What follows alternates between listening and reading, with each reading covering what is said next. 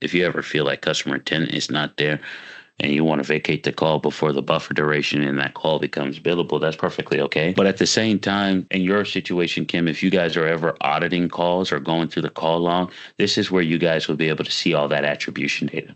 So you'll be able to see where the call came from, what campaign it originated.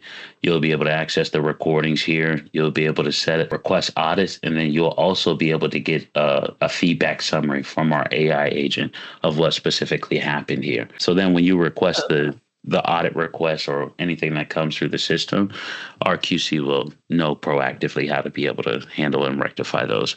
We could start off as small as we wanted and then scale up to get a try. And I believe your minimum is probably just to get started with 25 calls. So we just want you to at least take at least 25 calls.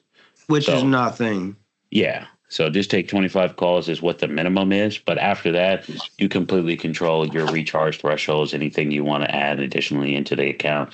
And we can set up as many campaigns as you want to get started with. So if you want to test a form fill campaign and a call campaign simultaneously, we could do both of those. Gotcha.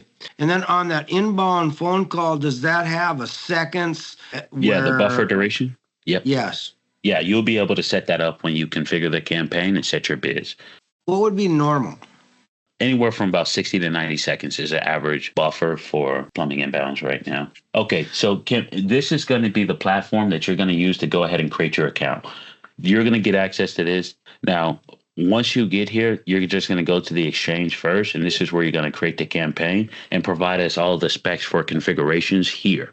Okay, and then you're going to be able to pretty much immediately launch the campaign. Every question Will has is right here for you. So we'll be able to, like, those would be steps in the process when you're configuring the system.